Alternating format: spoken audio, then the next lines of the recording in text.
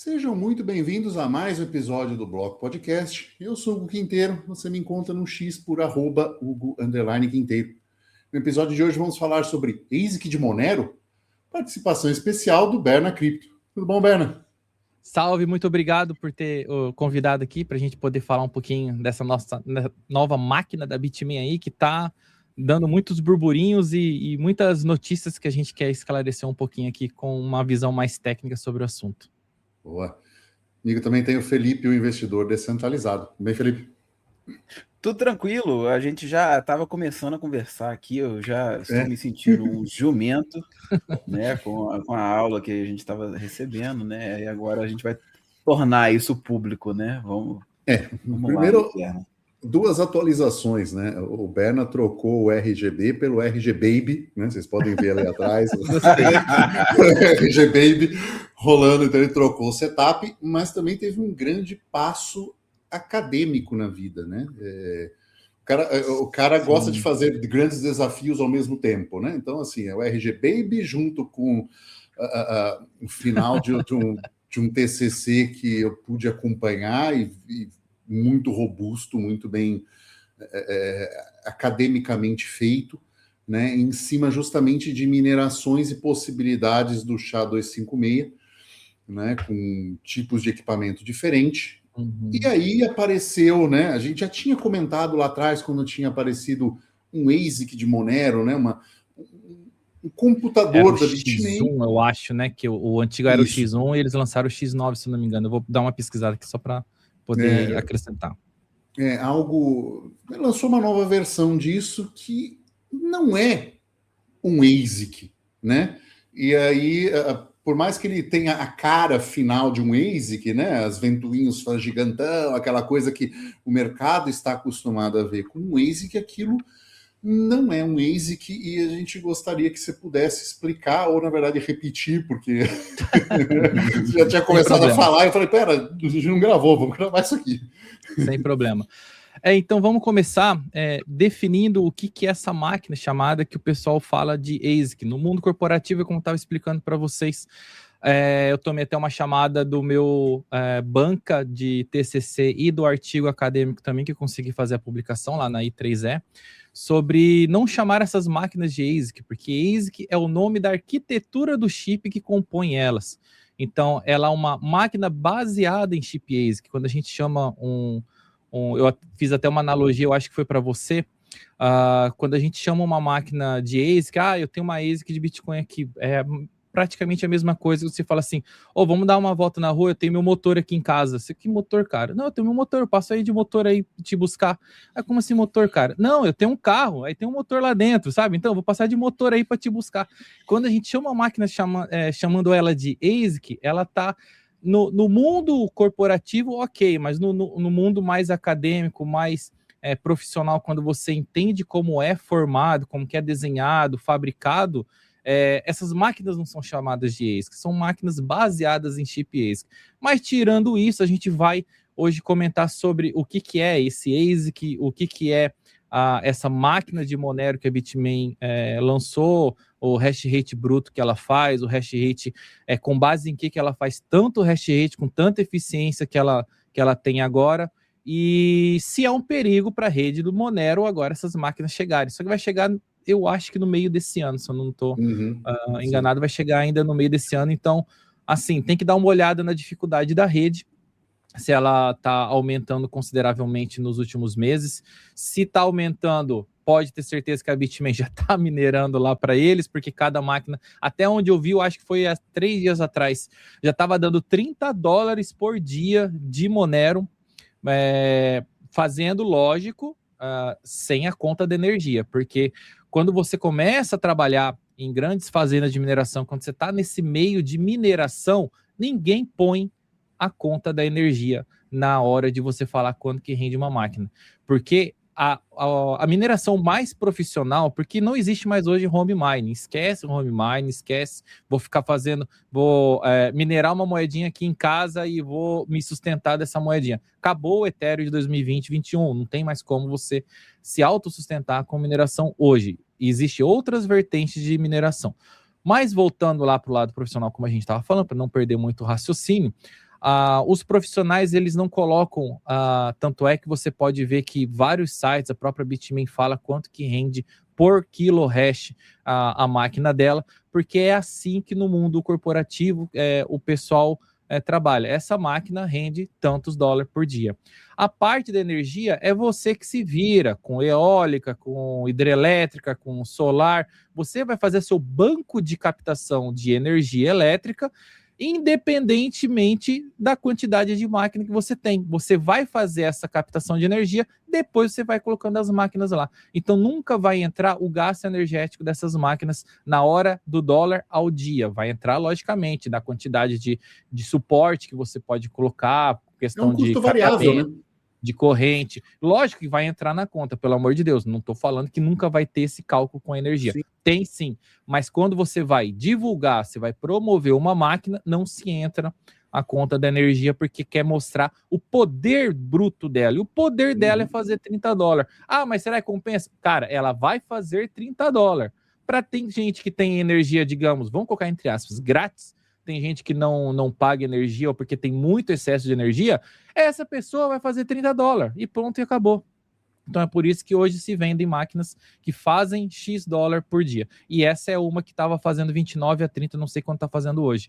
E para ver se a rede Monero vai suportar, vai continuar tendo essa rentabilidade.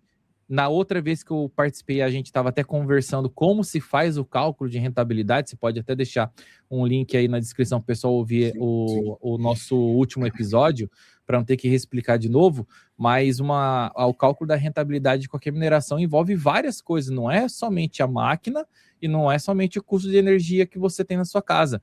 A dificuldade da rede também é quantos garfos estão colocando a mão naquela pizza lá que foi dividida. Quanto mais dificuldade, menos pedaço de pizza você vai ter.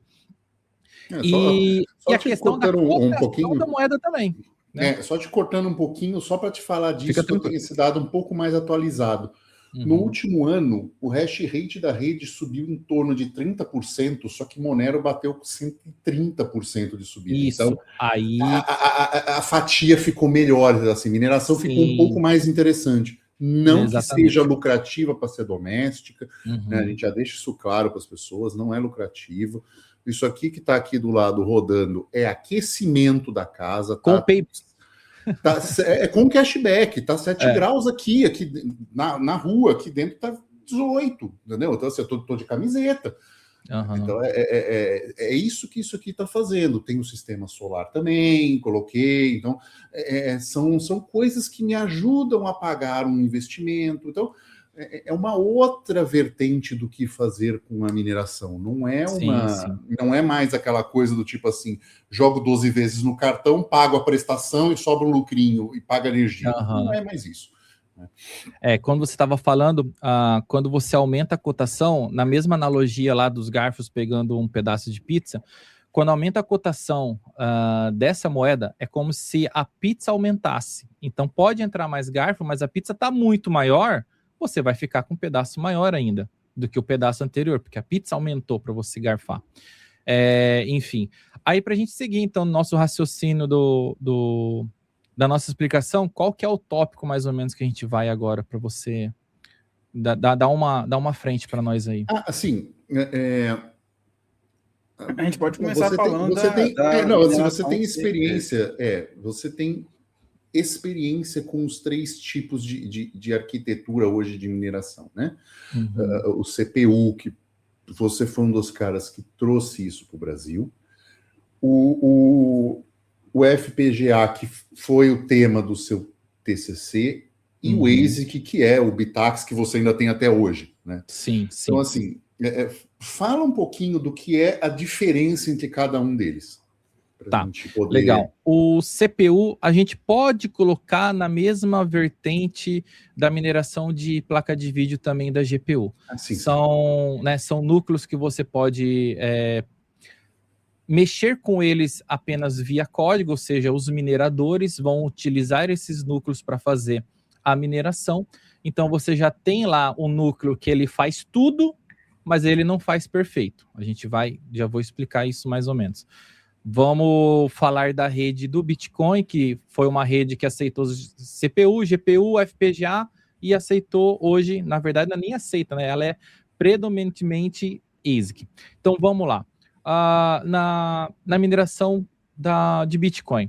Começou com CPU. Logicamente, lá atrás, o pessoal pegou, assim, tem que processar esse algoritmo. Primeira coisa que vem na sua cabeça, e na verdade é automático de qualquer programador, é que quando você vai processar algo, você processa via CPU, que é pelo processador, até porque é o nome desse dispositivo, do nome do chip. Então, a mineração do Bitcoin, que é o Double SHA-256, que você passa aquela hash 2 vezes pelo SHA-256, que é um algoritmo já de criptografia lá, feito pela NSA, enfim, não vamos entrar tanto nesse assunto, explicar mais sobre os chips.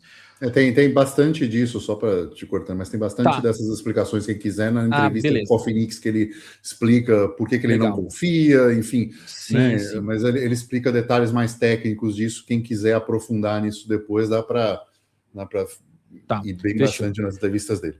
Aí lá atrás o pessoal estava fazendo esse Double SHA-256 pelo CPU. Legal, estava fazendo tanto hash rate lá por segundo, na época nem se falava em hash rate, simplesmente tô fazendo esse hash aqui e esse hash bateu numa dificuldade de um bloco que era ínfimo, né? Era muito pequeno a dificuldade, o próprio Satoshi deve ter quebrado na primeira hash dele, já acertou o bloco, né? Ele deu start no programa, já acertou o bloco, no segundo, daqui 10 minutos acertou o bloco, não tinha dificuldade, literalmente não tinha dificuldade naquela época. Conforme foi aumentando a quantidade de pessoas que foi testando a rede do Bitcoin, foi colocando, vamos falar mais popular, né? Foram minerando cada vez mais, a dificuldade foi começando a aumentar, você já não conseguia mais competir com as CPUs, porque teve um desenvolvedor, não preparei esse trabalho aqui para apresentar, mas é um desenvolvedor, acho que é russo, que ele conseguiu usar os núcleos CUDA da NVIDIA, da placa de vídeo dele, se eu não me engano era uma GTX 9000, se eu não me engano, 900, geração 900, ou geração 700 ainda, 760 Ti, alguma coisa assim, e ele fez essa placa de vídeo conseguir utilizar o núcleo CUDA para fazer os cálculos matemáticos do Double SHA-256.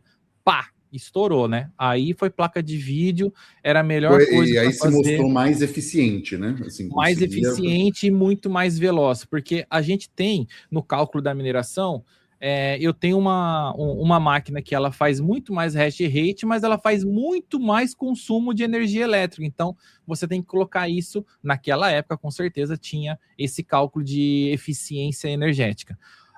Mas a placa de vídeo não, a placa de vídeo lá, ela consumiu, vamos supor, vou chutar só para a gente ter uma ideia, mas é mais ou menos isso sim. Vamos supor que ela consumiu de energia umas 5, 6 vezes, só que ela fez 30 vezes mais hash rate. Tá valendo a pena, não tem nem como pensar. Outra coisa da placa de vídeo que compensa em termos de escalabilidade é você colocar 9, 10, 12 placas de vídeo numa placa-mãe com processador, ao invés do CPU Mine, que são 12 CPUs Mine, mais 12 placa-mães, mais 12 memória RAM, mais 12 fontes, se você não fizer a gambiarra de uma fonte que alimenta duas, enfim. Beleza, começou lá, GPU bacana, a GPU estava minerando, a placa de vídeo estava fazendo sua mineração, e aí é lógico que nesse mundo da computação, o pessoal já tinha trabalhado com FPGA, que é um jeito de você configurar um hardware, porque assim, o CPU e o GPU, eles são muito bons no que fazem, só que eles fazem tudo, então eles não são excelentes em um ponto específico, eles precisam calcular tudo, então eles têm várias seções dentro do chip, que podem fazer várias coisas juntas, randômicas, paralelas, com pipeline, sem pipeline, enfim. Elas fazem muitas coisas, só que quando você diminui isso para fazer apenas uma coisa e perfeito, você também tem a chamada de eficiência energética. Você não está deixando várias coisas, vários núcleos parados, porque só um pedacinho daquele núcleo é o que está fazendo o Double SHA-256, por exemplo. Eu tenho um pedacinho do CPU que consegue fazer a mineração de Bitcoin, o resto do CPU não, está lá renderizando Windows, está gerenciando programas de segundo plano, vendo o clock de todos os outros periféricos, da memória RAM. Você tem muita coisa acontecendo paralelo. O FPGA você define, não, vou fazer um hardware, né? Você configura via código como vai ser feito a parte configurável, né? Como que eu posso explicar aqui para ficar mais entendível? É como se queimasse e juntasse fusíveis ali e você construísse uma planta microelétrica desse hardware, dessas ligações que você tem quando você olha no microscópio um chip. Isso que é o FPGA. Você faz essas ligações via jumpers e também via código, né? Geralmente código C, que você passa via HLS, que é o High Level Synthesis, ou você faz no bruto mesmo, que é o VHDL, o Verilog VHDL, mas enfim, você configura o FPGA para tratar de SHA-256. Pronto, ele não vai saber mais calcular 1 mais 1, mas para SHA-256 ele vai ser o top das galáxias. Aí eles fizeram a mineração via FPGA. Nossa senhora! Aí você mas pega... esse hardware ele é próprio para isso? Não, o FPGA ele é justamente para você configurar para qualquer coisa. Eu posso pegar um FPGA aqui para gerenciar minha RGB. Em vez de usar uma ESP32, eu posso fazer um FPGA para gerenciar isso. Tem muito FPGA utilizando na indústria de visão computacional para machine learning, deep learning, inteligência artificial, que engloba tudo. Temos FPGA pra caramba que gerencia muitos estúdios de filmagem, que eles são excelentes para tratar com questão de audiovisual, então sinais sonoros e gerenciamento de vídeo também, né, de codecs, de renders e tal, se utiliza FPGA. Então um FPGA bem feitinho, ele renderiza melhor do que uma placa de vídeo dedicada num computador ali, que foi feito somente para, vamos supor, eu tenho muitas câmeras no meu estúdio de podcast, e isso tudo vai para um computador com várias entradas HDMI, e aí renderiza pela placa de vídeo para poder soltar esse codec final para o YouTube, por exemplo. Tem FPGA que faz isso, com muito mais eficiência, sem um computador próprio, apenas uma plaquinha com várias entradas HDMI e um cabo de rede que você configura via terminal e você já faz esse render próprio final para o YouTube. Tem FPGA que está em satélites, né? Tem FPGA que está lá na órbita, tomando conta do gerenciamento da Starlink, por exemplo. Então, o FPGA, ele é um hardware que você configura ele e aí ele vai fazer tal coisa. Por exemplo, a ESP32, ela é uma CPU, ela faz muita coisa. Você faz lá em código e você ela fez o código. Eu quero que agora, em vez de ela fazer o NerdMiner que minera SHA-256, eu quero que ela minera RandomX. Se você fizer um código de minerador em C para a ESP32, ela vai minerar Monero sim. Ou seja, você só precisa mexer lá com a parte do código dela. O FPGA você precisa configurar os processadores lógicos, que a gente chama de LUTs, no FPGA, para ele entender o código do minerador. Não adianta você fazer apenas o minerador, você tem que também fazer o código firmware do CPU dele, né? Eu vou chamar de CPU para ficar mais entendível. Você tem que configurar o CPU, o microcode, né? O firmware do CPU, e aí você joga o binário da sua instalação do minerador, e aí você vai conseguir fazer seu FPGA funcionar como um minerador. E o FPGA, concluindo a fase do FPGA, indo para o chips ASIC, o FPGA nada mais é que um protótipo do que um ASIC, só que o FPGA você faz na mão, o ASIC você faz assim, beleza, o FPGA funcionou? Funcionou. Pega esse projeto e manda queimar chips assim. Então, quando a gente fala queimar, tá? É o processo lá de fazer, soldar, né? transistores. O queimar é como se fosse uma fábrica do waffle lá de processamento, né? De processadores. Você coloca a produção de ASIC, que era particularmente assim, lógico que não vai ser 100% igual ao seu projeto FPGA, mas muita parte vai ser exatamente igual o que você configurou no FPGA, você vai fazer o seu protótipo lá no chip ASIC. E uma vez que você fez o ASIC, aí sim, aí você não tem dev board, você não tem, porque uma plaquinha de FPGA tem um CPUzinho geralmente ARM ali, tem vários, tem memória RAM, né? Uma DDR3, DDR4 também tem alguns. Eu trabalhei com DDR4 o FPGA da AMD. Então, o FPGA é muito bom, mas ainda também tem várias coisas que ele está ali, né, consumindo energia, gastando processamento. Já quando você vai para o ASIC, não. Aí o ASIC está ali, ó, puro, eu só sei fazer isso. É uma enxada. Uma enxada, ela só vai conseguir quebrar o mato na hora que você vai roçar. Só vai fazer isso. Você não vai pegar uma enxada para pintar uma parede, você não consegue. Você não vai pegar uma enxada e vai voar, você não é uma bruxa. Você não consegue fazer outra coisa com a enxada. Ela vai cortar um mato. É só isso. E a ASIC é isso. A ASIC é literalmente, ela foi configurada para tal e você não consegue nem reconfigurá-la, porque ela foi feita dessa maneira. É um chip que você não muda as características dele. É um chip que você não tem acesso ao firmware dele. Ele nem trabalha com esse tipo de sistema de configuração. Ela foi feita para fazer isso. Entra com sinal, eu saio com sinal. Eu entro com um hash, eu te devolvo o hash calculado 2 vezes com SHA-256. E é isso que é o chip ASIC faz. Então, explicando como que funciona a diferença CPU, GPU, FPGA e ASIC, lógico que tem outros modelos de chip que também foram incluídos na mineração do Bitcoin, mas vamos ficar mais nessas que é mais conhecido, né? A gente tem uma nomenclatura mais fácil de lembrar, todo mundo já ouviu sobre FPGA, todo mundo já ouviu sobre ASIC, ainda mais quando a gente chama uma máquina de ASIC também.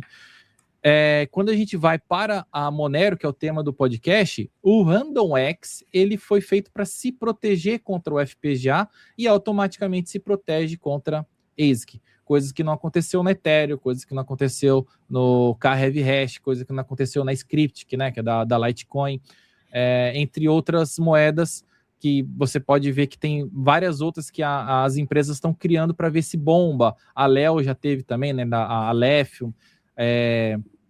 Enfim, tem várias outras micromoedas que o pessoal fez uma ASIC, e a ASIC entra numa moeda que é muito fraca, acaba com o rendimento dela, né? Porque aí uma ASIC uma máquina feita em ASIC, baseada em ASIC, vai lá e chupa todo o rendimento para ela. Uhum. A Caspa foi um pouco disso, né? A Caspa com certeza foi isso, era minerada. Para mineradores, né? Assim, eu não vou entrar, porque assim, a comunidade da Caspa é impressionante. Assim. Então, assim, eu estou falando assim, para o minerador, olhando ao olhar dos mineradores, ela entrou, roubou para ela tudo e, né, destruiu com a brincadeira da galera. O crescimento foi muito exponencial. Quanto mais a Ice River, que foi uma das principais que lançou, depois a Bitmain, que é a maior e mais famosa chinesa, com máquinas ASIC que você conhece, que as anti-miners, S21, S23 agora, eu acho que é a S25, se não me engano, a última. A Bitmain foi lá e fez também máquinas de Caspas mais eficientes que a Ice River. Lógico, os melhores engenheiros estão na Bitmain, isso aí. E produção de chip, né? Exato. Você não acha máquina de 3 nanômetros ali, né? Para fazer 3 nanômetros na esquina. Exatamente. Então, assim, e aí entraram-se muitas ASICs na mineração de Caspa que a moeda não aguentou. Na verdade, não é nem a moeda que aguenta, é a mineração não aguenta. Você tinha uma placa de vídeo lá que fazia gigahash, né, que 10 elevado a 9, você começou a ter uma máquina que faz 10 elevado a 12. É muito mais forte, é muito mais rápido. E às vezes consumindo menos de eficiência energética, era muito mais eficaz. Para eu juntar uma máquina que faz, vamos lá, vamos pegar, eu tenho até aqui, tá até parada, deixei ela desligada, mas é aquela Ice River AKS0 Ultra. Eles começaram com a AKS0 primeiro, que era 120 GB.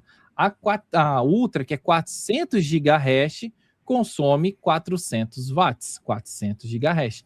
Uma 3090 minera menos e consome praticamente o triplo.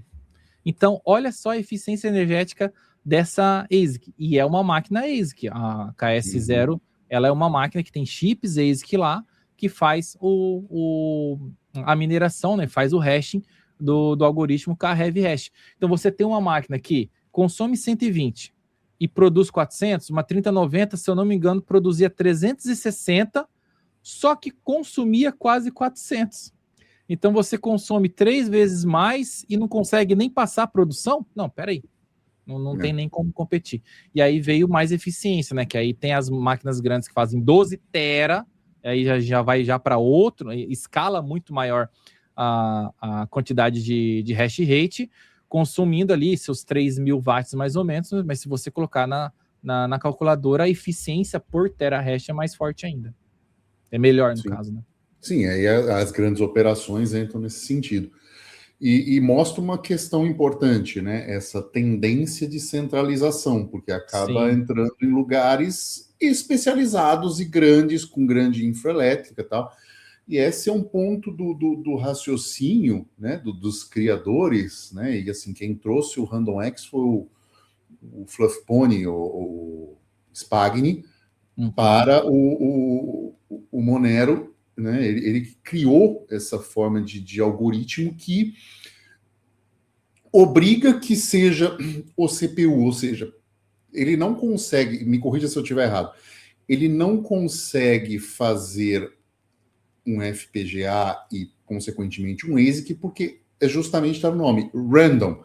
Então ele fica trocando o algoritmo de mineração de pouco tempo, você não consegue desenvolver uma máquina que seja específica para aquilo, porque cada hora está usando mais RAM, está usando mais processador, está usando mais... Perfeito. Está usando mais cache de L1, cache de L3, e aí você não consegue fazer uma máquina que seja abrangente para tudo isso, até porque teria que ser específico, né? Sim. O RandomX, ele, por exemplo, ele tem um controle de fluxo dinâmico, ele tem o chamado Branch Prediction, executa fora de ordem, tem um grande cache, geralmente precisam aí de 2 GB de RAM, a latência da memória, ela pode ser tolerável, então, quando você entra numa FPGA, geralmente a memória RAM não é tão rápida assim, uma ASIC também, então você tem várias coisas que o FPGA e a ASIC não vão conseguir trabalhar no RandomX porque ele foi feito para ser ASIC resistente. Lembrando, voltando um pouco ao assunto, a Caspa era ASIC resistente, tá? E o pessoal conseguiu fazer. Então, ela não foi tão, assim, bastou alguém testar e conseguir que acabou, eles tiraram do paper deles que era ASIC resistente, mas o cara conseguiu fazer funcionar, você tira isso do seu paper, cara. Que vergonha é essa, né? Já o RandomX, até hoje, o pessoal não conseguiu fazer. Inclusive, o tema do meu TCC, eu queria fazer o FPGA minerar outras moedas. Eu tentei entender um pouco do Astro BW3, que é da Dero. A Dero tem um pouco de FPGA resistente, um pouco porque eles falam que são, mas tem alguns projetos que conseguiu gerar um hash, mas gera-se esse hash e depois o algoritmo não funciona mais. Você tem que trocar parâmetros e aí, imagina, você tá lá, ela minera, ela para de minerar, você tem que corrigir na sua IDE, fazer um binário do seu firmware, passar o binário, isso aí já foi umas 2 horas. Aí você joga de novo na máquina, na FPGA, ela trabalha por 2 minutos, você tem que trocar outro parâmetro, e são parâmetros que você tem que trocar na configuração da FPGA, não é um software que você não consegue fazer isso via software, né? Então, até que ela consegue, mas tem que contornar isso de uma outra maneira. Com certeza tem outra maneira que eu não vou saber, porque também não sei de tudo, né? Eu comecei a trabalhar, mas aquilo, né? Assim, não há um incentivo financeiro para ser feito isso no momento, né? Esse é o ponto. E aí aí o tema do meu TCC foi mesmo na validação dos blocos. Eu também não ia conseguir fazer um minerador para competir, né, com o mundo. Claro. Então, inclusive, um dos meus temas do mestrado que eu vou iniciar esse ano, eu quero fazer um FPGA que se conecta com um HD externo e a gente faça o node do Bitcoin ser sincronizado em horas, não mais em dias, por exemplo. Porque eu vou utilizar o FPGA para validar todos os blocos, não a sua CPU que hoje você valida, você instala um node do zero, aí você baixa a blockchain, mas essa blockchain ela é baixada e validada em segundo plano lá, o seu CPU. Vamos falar que seu CPU está minerando quando você baixa o node, uma cópia exata da blockchain, com validação. Não é aquela blockchain que é apenas o download, é com a validação dos blocos. Então, verifico o primeiro bloco, beleza, não tem hash anterior, o primeiro bloco foi feito.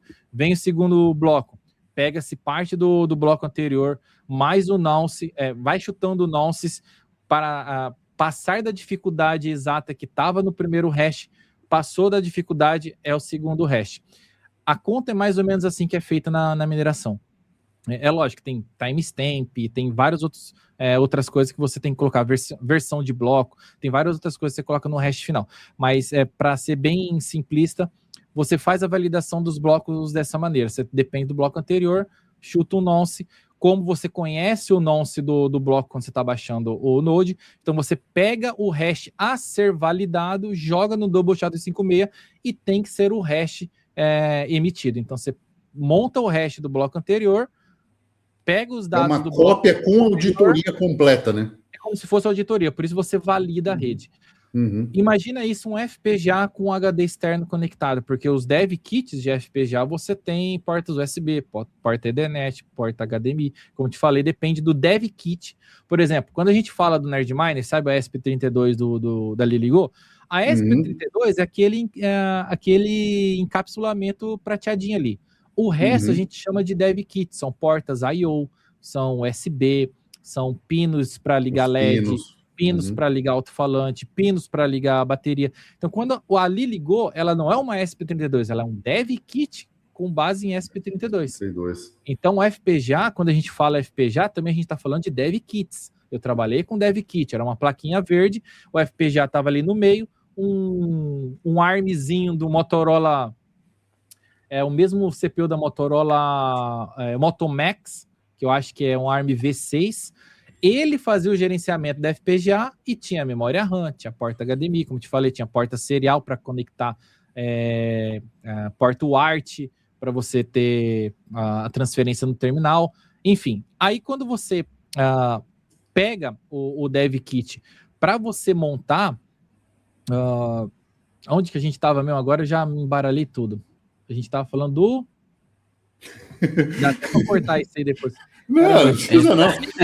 Eu me embaralhei. Você falou de montar o dev key, você falou de montar para fazer o seu projeto, fazer um node validador. Isso, do mestrado, isso. Aí a gente vai ter esse dev kit conectado via uma porta Ethernet, então lá no IDE tem que configurar o dev kit para fazer o driver Ethernet para ela, tem que fazer o driver de USB conectar ao HD externo, um SSD externo também para funcionar dentro. Isso tudo você programa via dev kit e faz o núcleo do FPGA lá o núcleo do SHA-256 para ser colocado dentro do FPGA. Então essa foi a minha ideia de mestrado. Eu vou ainda só fortalecer mais essa ideia, né? A gente vai verificar se entra no tema que é computação aplicada, que é do mestrado da faculdade aqui, e aí vai ser legal, porque aí vou ter mais conhecimento ainda de FPGA, a gente pode escalar isso para outras coisas, né? Como eu tinha falado, então agora que eu lembrei, quando a gente voltou nesse assunto, quando a gente iniciou nesse assunto, eu não ia conseguir fazer um minerador de Bitcoin em FPGA para competir com os grandes players, pelo amor de Deus. Se eu, um estudante, na época estudante de engenharia de computação, fizesse um minerador mais forte de FPGA do que um ASIC, pelo amor de Deus, eu vou lá na Bitmain e vou tirar todo mundo do cargo, né? Vou virar o CEO, Senior Master Blaster. Todos os engenheiros são demitidos, que eu consegui fazer isso no FPGA e vocês numa ASIC não conseguem, caralho. Mais ou menos assim. Lógico que eu tinha isso já segurando meus pés no chão, que por isso que eu fui para a validação e não para a mineração na hora do assunto do TCC. Então, assim, explica para a gente, já que a gente fez essa introdução do que é um CPU Mine, do que é... O que diabos é isso, então, que a Bitmain tá falando e tá lançando que é ASIC, que tá todo mundo achando que é ASIC, que acabou a rede do Monero, porque agora ela não é mais resistente a ASIC, entendeu? O que é isso, então? Eu já bem que sei o que é, mas explica pra gente. Então, esse Antminer X9, na verdade, como a gente explicou, ela tem cheiro de ASIC, parece ASIC, tem cara de ASIC, tem gosto de ASIC. Se você lamber ela, vai estar com os mesmos metais da carcaça de uma Antminer S23, mas ela não é uma ASIC. Ela não tem chips ASIC lá dentro. São RISC-V, são clusters de CPUs.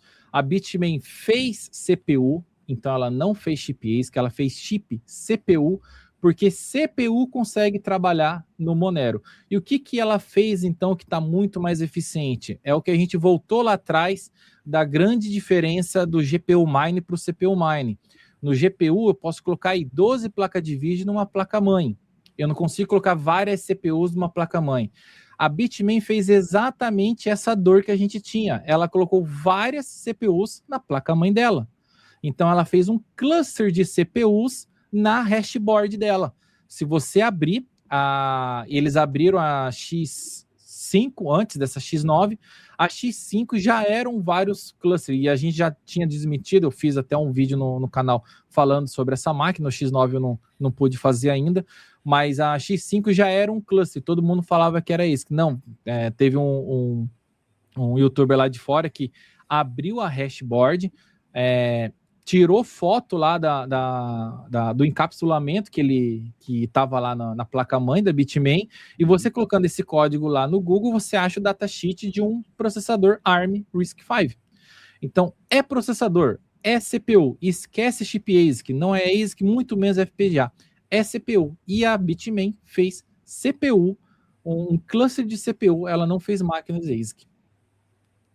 Então, são uma série de processadores colocados juntos com as respectivas memórias RAMs. Isso. A otimização está, me corrija se eu estiver errado, a otimização está no sentido de ter testado, por exemplo, falando, olha, um chip de 2 GB, de 4 GB de RAM tá bom para esse processador, para esse consumo, e um firmware que coordena isso de uma forma a extrair a melhor relação eficiência desses chips com essas memórias. Vamos lembrar que a arquitetura ARM ela é muito mais eficiente que as arquiteturas x86 que a gente trabalha aí, né? Todo mundo fala x64, mas vem da derivação do x86, é x86, né? X86 só para o nosso Ryzen, processadores nosso Intel Core, e Ryzen, que são as duas que têm a patente de uso. Isso, exatamente. Então, quando você pega processadores que hoje estão já batendo com eficiência energética, então a gente nem precisa falar que elas humilham o x86. Vamos lá falar de MacBooks, ou de Macs, porque também tem os mini Mac, por exemplo, né, os iMac. Os chips ARM que a Apple está colocando para o consumidor desktop é muito mais eficiente do que um x86. E já tem ARM já batendo em núcleos single core de x86. Você pega uma última geração de um ARM da Apple, o M5, já está batendo single core de Core Ultra 9, que é a última geração da Intel, já está batendo o Ryzen 9, que é a última geração da AMD. Então, se você já bate no processamento de consumo, então, esses chips consomem 40, 35 watts. Esses processadores, os top de linha da Intel, da AMD, consomem 200 watts, 185, tem Intel que consome até 300. Olha a eficiência energética da arquitetura ARM. O que a Bitmain fez? Não vou fazer um cluster de x86 na minha hashboard, vou fazer um cluster de ARM. Eu vou ter bastante eficiência energética, porque eles consomem pouco. Uma máquina dessa está consumindo muito, né? Eu acho que é 3.400 watts, mais ou menos, que essa máquina consome, mas é uma porrada de RISC-V lá dentro. É muito CPUzinha que eles colocaram lá na hashboard deles. E eles têm essa eficiência energética porque eles produzem muito.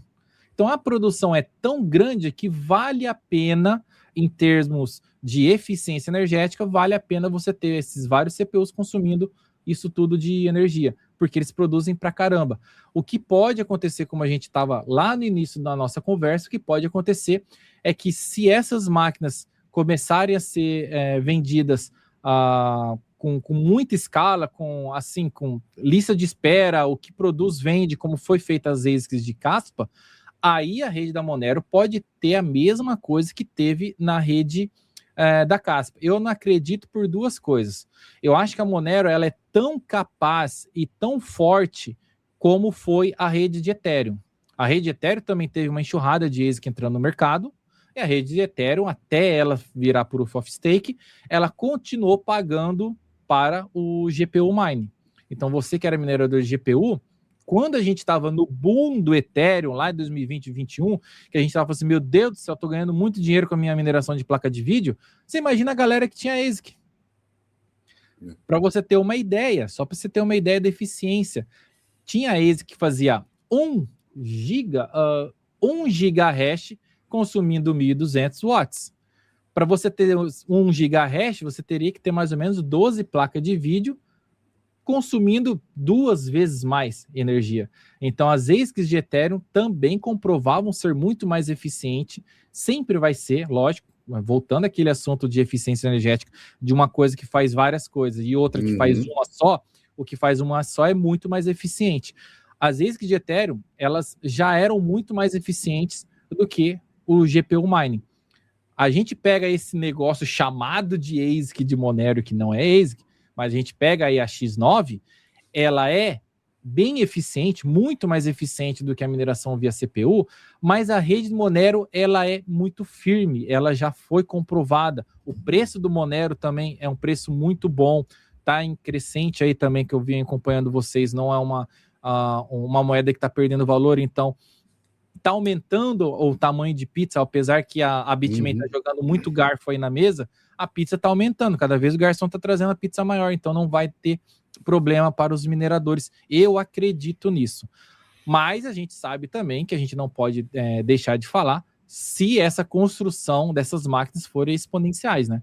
Você aumentar em 10 vezes a rede, você não tem que aumentar em 10 vezes o valor, você tem que aumentar muito mais o valor, porque é um cálculo pela dificuldade, questão de blocos por segundo, questão de quantidade de mineradores que vão ter, né? Quantidade do hash rate da rede.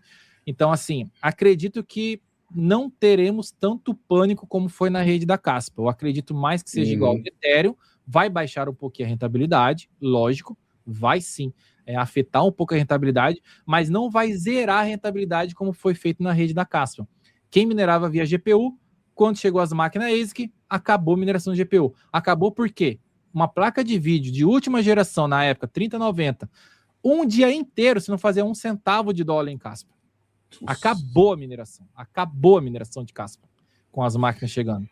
Então, assim, não é um ASIC, mas há o risco de se comportar como ASIC para a rede. Assim, lógico, pelo que você está falando, porque vai não ser parece uma carteira com esse poder todo. Então vai parecer uma ASIC. Com certeza vai parecer, porque no final você vai ver uma pool tendo uma porrada de hash rate, mas os mineradores não estão aumentando na mesma proporção. Por quê? A carteira está aumentando seu hash rate. Muitas máquinas estão entrando nesse hash rate. Aliás, poucas máquinas com muito poder computacional, né? Porque esse poder computacional vem de vários chips, mas parece que é uma coisa só. Parece que é um chip, que é uma máquina... porque aí entra numa questão filosófica, né? Para os desenvolvedores do Monero, para a comunidade debater, porque assim, não é um ASIC, é um amontoado de chips, né, como se fossem processadores, mas distorce um pouco aquela relação CPU voto, né, porque é uma máquina específica fechada só para aquilo, concentrando o poder computacional na mão de poucos entes, né? É lógico que, assim, é sabido, né? A rede do Monero, ela conta com muito botnet, ou seja, né, para quem não sabe o que é botnet, então, eu sou um desenvolvedor open source, eu crio um sistema operacional, um aplicativo, algo assim. Dentro desse aplicativo, eu injeto uma mineração baixa, 10% do teu core rodando vai ficar minerando Monero para mim, o seu antivírus não vê isso, porque é um software legítimo, e isso vai rodando. Então, assim, eu não tenho, para minha carteira, eu não tenho custo de eletricidade nenhuma, e isso vai rodando para as pessoas que utilizam o meu software. É uma remuneração, por assim dizer, né, de um software que eu faço de forma livre. E isso acontece muito, né? Assim, as pessoas acham que não acontece muito. Então, não mexe a priori com uma das principais formas que são os botnets, né, no Monero, mas Se isso começa a massificar, talvez tenha que se pensar num novo algoritmo ou algo assim para que se modifique filosoficamente, né? A gente já falou que não é um ASIC, mas ele pode se comportar na rede como tal, dependendo de justamente o que você falou, de uma demanda elevada, de todo mundo querendo, de uma sede para mineração. A parada que eu vejo é, por exemplo, o seguinte: quando você tem uma moeda igual a Monero, né, e tem outras moedas também que pensam da mesma ideia, elas querem ser FPGA e ASICs resistentes, elas pensam para não ter uma carteira com muito poder computacional, porque quando você tem isso, você não está mais com uma rede descentralizada, você está com uma rede centralizada. Quando você tem uma máquina com muito poder e essa máquina custa caro, todas as máquinas ASICs ou parecidas com ASIC, que é essa da Monero, elas vão ser caras, não adianta. Pelo tanto que produz, elas vão ser caras. Não é o custo da produção que define o valor de uma máquina, é o quanto que ela produz. Tanto é que a Ice River, vamos voltar para a Ice River para depois concluir da Monero. A Ice River, quando lançou as máquinas para Caspa, ela vendia $4.999. Passou 6 meses, começou a vender a $1.750. A mesma máquina. Por quê? Não valia mais a pena eu pagar $5.000 nessa máquina depois de 6 meses, porque eu nunca receberia o ROI. Mas 1.750 talvez eu consiga. Ela começou a vender nesse preço. Então, as máquinas, elas não é pelo custo dela, é pelo quanto que elas produzem. Então, uma máquina hoje da Bitmain que está chegando no mercado para fazer o algoritmo RandomX, da Monero, né, da Monero, ela vai ter um custo elevado que só grandes players poderão comprar. E quando você tem esse problema, entre aspas, né, vamos colocar como problema na sua rede, vai ter uma centralização. Isso é óbvio. Grandes players vão dominar o hash rate da Monero. Isso aí é muito claro que vai acontecer. Porque quando você proíbe ASICs e proíbe CPUs, nenhum grande player, você não vai pegar um magnata da mineração e criar um galpão com 900 CPUs. Você não vai ter esse cara, porque é muito problema que pode dar. Imagina o corpo técnico para você tomar conta de 900 placas-mãe com 900 CPUs, 900 pentes de memória RAM, que para Monero é legal você ter 2 para dual chain, então é o dobro, 1.800 memória RAM. Enfim, você consegue ver o problema que um grande player vai falar assim: não, eu não vou pegar isso tudo de CPU. E a máquina de ASIC de tal moeda vai me render mais ou menos a mesma coisa? Vai, então beleza, então eu vou nessa máquina. Aí a Bitmain lança uma máquina dessa, opa, aquele cara que não quer minerar Bitcoin, porque Bitcoin, não gosto muito do Bitcoin, quero ser minerador, mas de outra moeda. Ah, tem como comprar uma máquina que produz muito? Não, peraí. Qual que é essa máquina da Bitmain? Quanto que custa? Tantos $1.000. Beleza, eu quero essas máquinas aí. Então, grandes players vão sim abocanhar grande parte do hash rate do Monero. E isso vai tirar um pouco o core do Monero, que é ser descentralizada, justamente porque CPUs fazia essa forçação da descentralização da rede. Eu peguei aqui, eu fiz uma tabelinha enquanto você estava falando, eu entrei no site da Bitmain, e só para a gente tentar entender um pouquinho o quão a Bitmain foi grandiosa nesse último lançamento. Ela tinha lançado a X5, a primeira máquina dela, com base na mineração de Monero, RandomX. Ela lançou produzindo 212 kHz, consumindo 1.350 watts. Isso tem uma eficiência de 6 joules por kHz. Joule é a quantidade de energia que ela vai consumir. Joule é watts, joules por segundo é a mesma coisa que watts. Então, se você colocar kHz por segundo, você pode transformar isso para watts. Numericamente, vai ser praticamente a mesma coisa, tá? 6 watts por kHz é eficiência. É muito, é 6 watts por kHz. Então, ela tem uma eficiência muito grande, né? Beleza. Essa X9, ela passou de 212 para 1.000 kHz. Ela faz 1 megahash de poder computacional. E ela consumiu um pouco mais que o dobro, 2.472 watts. a eficiência dela já caiu para 2,4 joule por kHz. Ela quase fez 3 vezes a menos a eficiência energética, né? Ou seja, ela está melhor, né? Porque ela está consumindo menos por kHz que ela fabrica, que ela produz, então ela está sendo muito mais eficiente. Então, a Bitmain, ela foi muito, muito capaz, foi muito feliz com o lançamento dessa máquina, que está disposta, né, para ser anunciada as vendas no meio desse ano, e a gente vai aguardar o que vai acontecer da rede Monero, se vai aumentar a quantidade exponencialmente. Eu digo para vocês que acompanham muito a rede Monero, olhar sempre a dificuldade da rede, que dificuldade é um número, quantidade de hash rate é outro. A dificuldade aumenta conforme o hash rate. Não é a mesma coisa, mas uma está correlacionada à outra. Só para, vamos fazer um parênteses, explicar o que é a dificuldade da rede. É como se fosse assim, explicar da rede do Bitcoin que todas as outras foram uma vertente. O Bitcoin foi feito para ser um bloco tem que ser jogado a cada 10 minutos na rede. Então, um bloco tem que ser aprovado a cada 10 minutos. Eu estava lá fazendo a minha mineração sozinho, eu sou Satoshi Nakamoto lá, 2009, tô minerando, beleza. Tô conseguindo fazer 10 minutos, descobri um bloco de 9 minutos. Pera aí.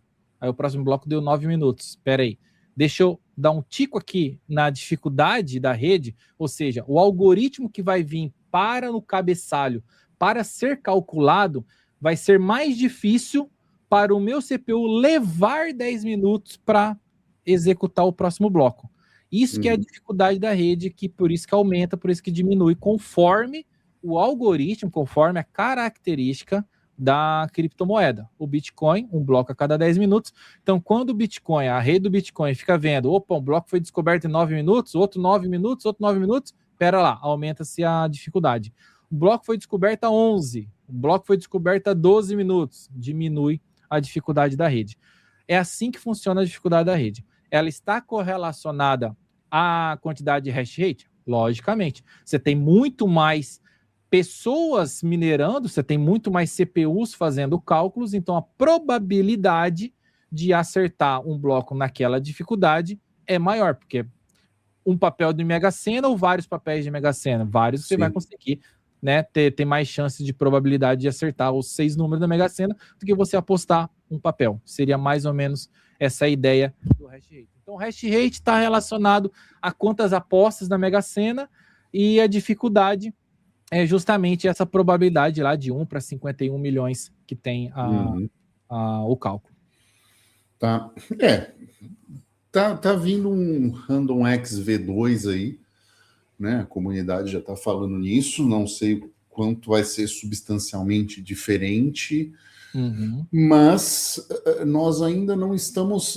Esse é o ponto, né? Ainda assim são chips de processamento de qualquer coisa, e esse RISC-V tem sido algo que está mudando o jogo, e vou até levantar uma coisinha, né, na cabeça, assim, eu tenho uma tese que a Apple pode ganhar um enorme mercado de varejo de computador pessoal graças a esse tipo de chip, com o lançamento do M5 e o aumento exponencial de preços que nós estamos vivendo em termos de memória do processador comum, porque a Apple fabrica o próprio e já tem contrato fechado com memória, com tudo, com hardware proprietário. Então, corre o risco da gente ter um momento em que assim, cara, vou montar um mini PC. Beleza, você vai entrar e ver o preço e vai ver que o Apple tá mais barato. E um usuário Apple é difícil de você tirar, né? Porque o cara já tá com um sistema que roda para aquilo, otimizado para aquilo. Um ecossistema, né? Um ecossistema. Então, assim, nós estamos provavelmente vendo um período de tempo chegar que eu até coloquei assim, falei para o Coffnix e tal, talvez seja um ganho de mercado comparável ao K62 foi na época do Pentium 2, K62, que salvou a AMD praticamente numa época e ganhou um mercado que nunca mais perdeu. E eu não duvido que a Apple não esteja fazendo algo parecido, principalmente agora com essas questões dos Estados Unidos, ter que investir nos Estados Unidos e tal. pode ser algo que vem aí, e a gente está falando da mesma arquitetura de chip, né? Uma nova vertente de chip. O mesmo ARM. Que está mudando o jogo, né? O Coffenix mostra, o M4 dele está fazendo 4 kHz puxando 35 watts. Eu falo, você tá louco, cara. É uma eficiência absurda. Porque a memória, né? Você ainda olha, a memória ela é do lado do processador, soldada junto. Sim. Essa comunicação é absurda de rápido. As memórias de placa-mães, assim, né, que são feitas com CPUs ARMs, do lado você tem uma latência muito menor, e a Random X, por trabalhar com a latência das memórias, por isso que a gente ganha hash rate quando melhora as memórias RAMs, você tem um hash rate melhor quando você trabalha com o ARM também. Então, eu acho que esse mercado do Monero vai fazer muito até SMC ganhar dinheiro, porque essas máquinas da Bitmain, a Bitmain só pode ser a primeira empresa. Podem surgir outras também, tem muitas outras empresas que trabalham com CPUs também. Eu não acredito que a Apple vai ganhar dinheiro com a mineração de Monero. Não consigo fazer esse link como a NVIDIA ganhou com a mineração de Ethereum, sabe? Eu não consigo ver pessoas fazendo clusters de Mac Minis para minerar Monero. Mas a fabricante... Mas ganhar no mercado de PC, sim. Então, as plantas de indústrias que fabricam esse chip, que queimam esse chip, vão ganhar muito dinheiro. Essa crise dos PCs que você estava comentando, que você abriu aqui o bloco, eu acredito assim, tá relacionado muito mais com a inteligência artificial, né? Porque os servidores que têm inteligência artificial, que estão trabalhando... Pessoal, não só foca em ChatGPT, pelo amor de Deus. ChatGPT é um aplicativo de inteligência artificial. Tem uma porrada. Hoje, todo dia, nasce uma porrada de SaaS feita por inteligência artificial que são consumidos cada vez mais espaço em memória RAM para você trabalhar paralelamente. Não adianta a placa de vídeo ter muita RAM. Você precisa que o corpo onde está essa placa de vídeo, ou seja, colocar bem simples assim, onde a placa-mãe, né, onde a placa de vídeo está conectada na placa-mãe, essa placa-mãe também tem que ter RAM, memória RAM, para trabalhar paralelamente com o que está acontecendo dentro da placa de vídeo. Então, essa crise que a Apple pode ganhar, que eu acredito também que vai ganhar, vem de uma coisa que a Apple não aumenta os preços em crise. Exato. Tem crise, não tem crise, o Mac Mini vai custar tantos dólares. Você vê, tem memória RAM, a crise já chegou no Brasil, tem memória DDR5, que o pessoal já está vendendo a R$3.000, cara. Um pente 16 GB. 5 mil, 3 a 5 mil. Pois eu fiz uma cotação para um amigo esses dias de montar uma plataforma DDR5 e já estava passando de R$10.000, coisa que a gente montaria por menos de R$5.000 há 2 meses atrás. Então, assim, tudo está aumentando. A quantidade de... a memória RAM que está faltando no mercado, tem um problema lá da Corsair, da Micron, que vai parar de fazer memória RAM de consumidor para focar em memória RAM de servidores para inteligência artificial. Essa é uma grande player que já saiu do mercado, então você tem aí um baque enorme na indústria. E o que a Apple vai ganhar é justamente que, cara, eu fabrico a rodo isso aqui, tem contratos milionários travados por ano, pode acontecer o que acontecer, eu vou vender meus Mac Minis, eu acho que o Mac Mini básico deles lá é $1.000, se não me engano. Vai vender a $1.000, pronto, acabou, vou vender. Então, se você montar um mini PCzinho com o poder do Mac Mini, você já não monta mais mini PCzinho, você tem que montar um desktop com o poder do Mac Mini, não um M5 da vida. E se você montar esse desktop, vai sair muito mais caro do que o Mac Mini. Aí a Apple vai abocanhar essa galera. Mas sobre o Random V2 que você iniciou, esse bloco aqui, eu ainda não li muito bem o que o algoritmo Random V2 vai trazer, Random X V2 vai trazer. Parece mais otimização. Beleza. E aí a otimização vai chegar no Waze que vai ficar melhor ainda. Exato. né? Nessa máquina deles. Eu acredito que se a equipe de desenvolvimento estava pensando em fazer RandomX V2 para combater clusters de ARM, você não vai conseguir isso, não. Porque são CPUs, cara. Assim. Você teria que fazer, de corrida se eu estiver errado, você teria que fazer uma arquitetura de algoritmo que penalizasse a arquitetura ARM por alguma coisa. Não tem como, porque a base computacional do mundo é CPU. E essa máquina é feita em CPU. Você não tem como calcular a não ser o princípio básico de uma ULA, de uma unidade lógica aritmética. A ULA é feito, a ULA está dentro de cada CPU. Isso aqui é CPU. Não tem como você fazer um cálculo se você não utilizar o conceito inicial de um CPU. Então, você não vai conseguir fazer. Eu acredito, tá? Eu posso estar falando uma besteira? Posso. Cada um vai fazer suas verificações. Mas no meu conhecimento que eu tenho, você não consegue fazer um algoritmo que trave uma CPU de calcular alguma coisa. Não existe, por exemplo, vamos tentar fazer analogia para o mundo palpável. Você não tem como fazer uma calculadora deixar de calcular 1 mais 1. Ela foi feita para fazer isso. Entra com um bit aqui, pega outro bit aqui, faz uma soma lógica lá, te retorna o valor do bit. Isso teria que penalizar de alguma forma algo específico da arquitetura. E trabalhasse com pools. Por exemplo, uma carteira não pode receber tantos kilohertz, sei lá. Mas mesmo assim, cara, não tem como. Aí a Bitmain vai lá, lança no firmware dela uma atualização, e aí você pode selecionar tantas CPUs para cada carteira. Cara, não tem como. Eu acredito que não tem como você travar o avanço da Bitmain de lançar clusters de CPU. É uma cluster de CPU essa máquina. Né? Até, vamos definir um nome para ela aqui, que surgiu agora.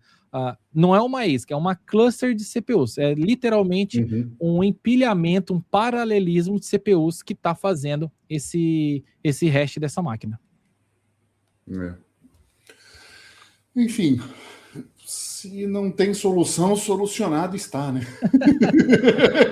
Se não tem solução, você, fã de Monero, tente comprar uma máquina dessa, deixar em casa, eficiente ela é. Eu fiz um cálculo no site do Rafatech, eu até pedi para ele colocar, quando essa máquina lançou, eu já mandei os dados. Rafa, coloca aí no seu site que eu tenho que fazer um tweet. Aí ele fez ela rapidão, em 5 minutos, né? Só adicionar no banco de dados dele lá, né? Ele, pronto, Berna. Aí eu tirei o print e mandei lá numa thread, um de vocês, do Hugo ou do Coffee E aí eu mostrei lá, ó, ela naquela época, ela estava produzindo $34 e estava consumindo de energia elétrica para um cidadão comum que paga R$1 na energia do quilowatt-hora, por exemplo, aqui. Eu pago um pouquinho menos, mas média do Brasil a gente calcula como R$1 naquela conta de padeiro, né? Ela consumia mais ou menos ali seus 20, $22 por dia, produzindo $34 por dia. Então, é uma máquina que se mostra rentável dentro de casa. Doméstico. Mas calmem os senhores. Nem entrou essas máquinas do hash ainda. Quando entrar, esse cálculo pode ir para o água abaixo. Ela ainda vai consumir seus $22, mas vai que ela começa a produzir 15, 12. Aí ferrou. Aí estourou a boca. Sim. Enfim, Berna, te agradeço, sim. Você deu eu que agradeço aula para a gente hoje. Eu acho importante trazer esses esclarecimentos do que é um ASIC e do que é conceitualmente, filosoficamente um ASIC. Nós estamos diante de uma filosofia ASIC de centralização, apesar da gente estar falando de um monte de CPU RISC-V junto. Né? A Apple pode fazer isso. ASIC, né? Ela tem cheiro de ASIC, tem gosto de ASIC. Essa máquina tem tudo que para ser uma ASIC. Ela tem um poder computacional muito grande, como se fosse uma ASIC. Comparado ao que tem disponível. Então, nós estamos diante de um novo desafio da arquitetura RISC-V. Né? E eu quis trazer esse negócio rapidinho da Apple para mostrar que é uma coisa não só de arquitetura para mineração, mas é de arquitetura de processamento no geral. Né? Nós podemos estar diante do surgimento de uma nova arquitetura que vai talvez botar a AMD e a Intel numa saia justa, porque já está se mostrando uma eficiência de processamento superior com consumo menor. Aquela crítica de, poxa, GPU só aumenta tamanho e só aumenta consumo, né? E CPU também só aumenta consumo. Talvez o RISC-V dê uma sobrevida ainda para esse sistema de, né, não quântico, né, enquanto a gente não muda completamente essa visão 0 e 1 binária, né, mas talvez seja uma sobrevida bem interessante de eficiência. Né? Só concluindo aqui, só adicionando mais para o público, quando a gente fala de arquiteturas, a ARM e a RISC-V, elas são ambas arquiteturas ISA, porém, a RISC-V é uma licença aberta. A ARM é uma licença fechada. Você compra os direitos de utilizar a arquitetura ARM e faz os seus chips. Então, por exemplo, a NVIDIA comprou patente da ARM, a Apple usa a ARM, mas a RISC-V, ela é uma outra... É como se fosse uma open source do mesmo tipo de arquitetura que a ARM trabalha. Então, assim, a Bitmain nem para pagar royalties para a ARM ela está pagando, ela foi para o RISC-V, só para você ter uma ideia. Então, o lucro da Bitmain, cara, a Bitmain não tem IPO, não dá para comprar. Vou minerar, não, eu vou apostar no minerador. Vou comprar da bolsa da Bitmain. Rapaz, porque olha, eles optarem pelo licença aberta do que fechada. O chinês não é fraco, não, né? Não brinca com eles, não. Ô, Berna, muito obrigado. Aqui vai estar teus contatos, né? Valeu, muito obrigado. O X e o teu canal, que apesar de não estar mais ativo, mas tem muito conhecimento acumulado de mineração que vale a pena. Uso até hoje, né? Toda vez que eu vou fazer um overclock de eficiência, volto a usar nos vídeos e tal, para pegar. Então, por favor, não tire do ar. Não vou tirar, não. Eu foquei muito o intuito do canal, porque a gente sabe, tem outros canais de mineração do Brasil que são muito bons, excelentes, até tem muito mais informação do que o meu, isso não tem problema alguma de falar, mas eu vi que os canais estavam muito focados de como minerar, eu queria colocar mais como minerar com eficiência, eu comprei CPUs diferentes, eu cheguei a ter 5 Ryzen diferentes aqui, de modelo diferente, para lançar vídeos de como pegar o melhor overclock com eficiência. Antes dos CPUs, placas de vídeo também, eu tive todas as séries RTX, tirando a 3090, que esgotou meu budget e eu não consegui comprar a 3090. Mas a gente fazia remotamente esses cálculos de eficiência energética. Eu não queria que... porque como era home mining, lembrando sempre, né, o canal surgiu através do home mining, ou seja, pessoas pagavam energia, dificilmente pessoas que tinham energia sobressalente tinha essa ideia de mineração, lógico que depois foi se criando essa ideia, mas lá no início de tudo eram pessoas que pagavam energia, como eu sempre paguei, eu nunca tive energia solar, porque eu moro em apartamento, não tem como, né, tirando aquela parte de cooperativa, mas enfim, como eu pagava energia, eu precisava de eficiência energética, eu não quero que minha placa faça 60 MHz no Ethereum, eu quero que ela faça 57 MHz, mas ela consuma muito menos do que quando ela fazia 60 MHz.